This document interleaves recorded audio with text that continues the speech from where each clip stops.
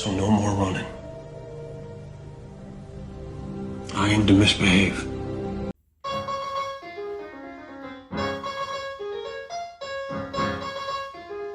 This landing is gonna get pretty interesting. Define interesting. Oh God, we're all gonna die?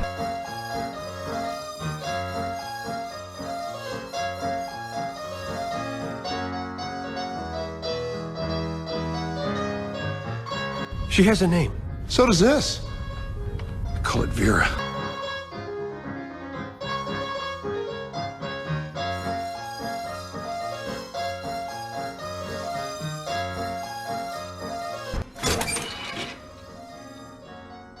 At last, we can retire and give up this life of crime. Well said. Wasn't that well said, Zoe? Had a kind of poetry to it, sir. Hello everyone and welcome back to Brown Coat Reviews. I'm your host Laura. So today we're going to take a look into the behind the scenes of Play4Life Comics. Now you remember several weeks ago I posted a video about the anniversary sale over at Play4Life Comics. I showed you that big stack of comics that I grabbed, a lot of Neil Gaiman, some Spawn, some amazing finds. Well, here's part 2. So today I'm going to be interviewing Brandon, who is the owner of Play4Life Comics. He's going to give you some great insight and let you get a sense of how the company started, what they offer today, and give you a little information about their live shows. So stay tuned. There's so much more to come. So before I get into kind of the shop footage and of course the interview, I wanted to share one quick story with you all. Now, I've told you that whenever I do these behind the scenes interviews, I always approach the shop first as a customer and then as a YouTube channel. So back when he only thought I was a customer, I asked about this rare title called Britannia. It's a random Valiant issue. I really loved the TV series. I've been wanting to check out the comic book, but no one really carries it. And I remember when I talked to him weeks ago, he mentioned that he had some of the issues in the warehouse. And I went through and I was like, okay, well, I need this one issue. And it was issue 2. Well, when I came in to do the interview, they had issue number 2, which is this lovely one, Britannia. Now, I don't know about you, but I forget things all the time. I knew that I was missing an issue, but I couldn't tell you which one for the life of me. And when I walked into the shop and they had the issue, I was like, oh, issue 2. Is that the one? I don't know. Looked it up, double checked. He had it right. So this means that from one conversation several weeks ago, he remembered, and it's possible he wrote it down and I wasn't paying attention, but that's amazing customer service.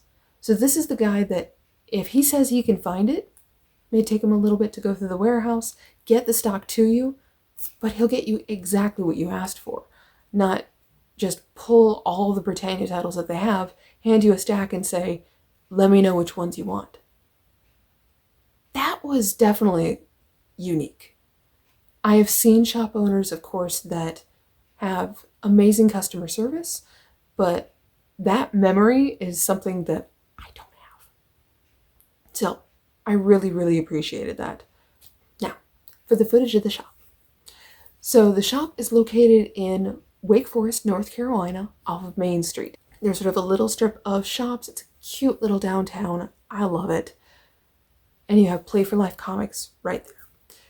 Now, Play4Life Comics, if I was ever going to describe it, it is small but mighty.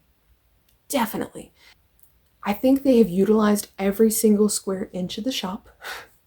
We have boxes all over the place. It is all labeled. It is all organized. It is easy to find what you're looking for. So it may look a little intimidating right now, but I was able to find everything I wanted and more. They have some collectibles. They have artwork. They have, of course, their premium titles.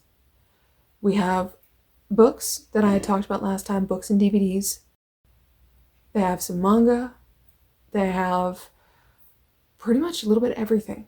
The premium titles, so I don't know if you remember, but When I talked in my original video, I talked about a Carnage title. That had already sold. I showed you a Spawn box.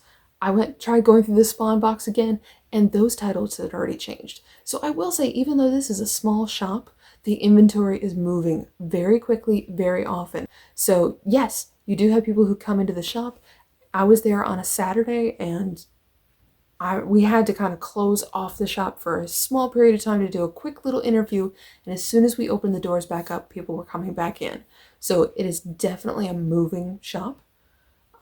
You can still talk to the owners when people are in there. It's a very friendly environment, but it is moving, and that's great for business. They do also have the live show where you can see some of those key inventory items. They have some specific issues that they'll collect. On the live show, they'll have a couple sets, they'll have some premium titles, and they will also do some auctions. One of the things that I liked about the auctions, so instead of doing the auction for the entire night, or the entire day, depending on the day that they're doing the live show, they do the auction for maybe 20-30 minutes. And you'll see everyone in the comments will put like A5. And that means A for auction, $5. And you'll just see kind of everything pop up until they get to the last bid. But they do give you the final countdown of 10. And then they wait for the lag just in case. And then they pull the item. So they've auctioned some great titles there. The other thing I really, really liked about the auctions is while everyone is bidding on the current auction, at one point, sometimes about 5 minutes before they start the next auction, they'll give you a preview of what's coming up. So that way, if you know that you're interested in it, or if you're like me and you can't remember exactly which issue you're missing, you can take a look at your collection, see if you're missing the upcoming auction, and know that you want to bid on it. I really liked that. They definitely have some premium covers that show up. I've seen first appearance of Gwen Stacy. That was a pretty one. Venom, Uncanny X-Men 266. They have a little bit of everything in that shop. And like I was saying, because the inventory does change out pretty regularly in a good way, I would expect that there's going to be a good rotation of whether it's the premium covers that you're looking for, the sets, or some of these different runs. So they will get more Spawn inventory in. It's just a question of when. So I'll keep checking back in on the shop, and I can guarantee that the boxes that I went through before will be changing, which is great. Now, this right here. This was probably one of my favorite sections in the store, mostly because of the intention behind it. So I've told you all, one of the many reasons that I'm doing this behind the scenes series is not just to give you an insider scoop and pretend to be Lois Lane. I'm doing this because I want to showcase local companies. I want to help businesses, and there's so many different ways that we interact with these companies, businesses, individuals who help us and create this sort of full encompassing world. And if we lose our comic book shops, if we lose our live sales, if we lose our artists, if we lose our writers, and if we lose our Comic-Cons, that's one aspect, or one of many aspects, that build this wonderful community that we have. So I want to do anything that I can to showcase them and to help bring attention and help people. If they're interested, come check out the shop. It's a worthy cause. So one of the things that the shop owner does is he has a section dedicated to local artists. And you can flip through and you can purchase that local artist's comic book covers. I thought that was amazing. This local artist used to do a Comic-Con booth. And of course, as you know, Comic-Con was canceled last year. Comic-Con is probably going to be canceled again this year. So a lot of artists that rely on that income are really struggling. So I loved that the local comic book shop was giving back and remembering them. Now, the part that you've all been waiting for, let's talk to Brandon, who of course is the owner of Play4Life Comics.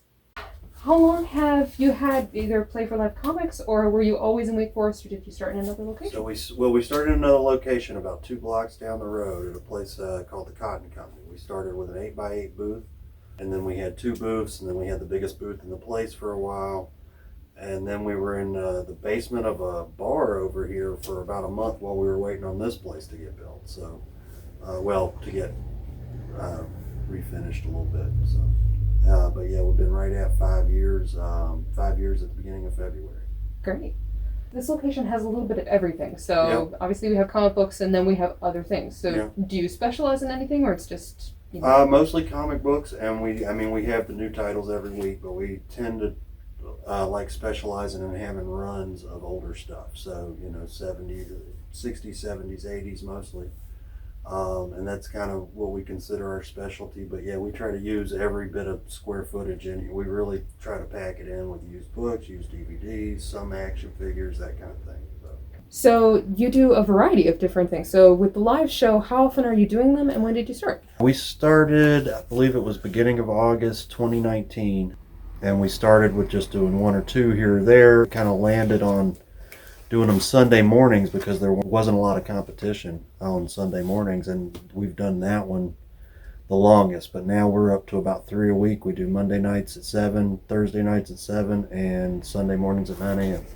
So have you noticed more people coming into the shop or going to the online show now that we have kind of COVID restrictions? Absolutely, and we kind of doubled down on the shows when COVID started. At one point I was doing about an hour every day just to give myself something to do more or less, but it definitely helped the store. But yeah, I've noticed it's brought in more people because people will watch the live show and they say, oh, I don't know how to participate, so I'll just come here anyway. And we got a lot of customers. I mean, we have subscribers all over the country now, so we got guys that get their new books through us weekly because they live in the middle of nowhere and don't have a comic book shop nearby, or it might be 6 or 8 hours to the closest one. So yeah, I mean, it's just been a really good thing overall. So obviously you get people getting their pull boxes from you. So is there a discount to get a pull box with you all here? Yes, we do 20%. 20% if you pick up on Wednesday, 10% any other day of the week, or 20% if you get 15 or more titles a month. So 20% any day of the week. So. Awesome.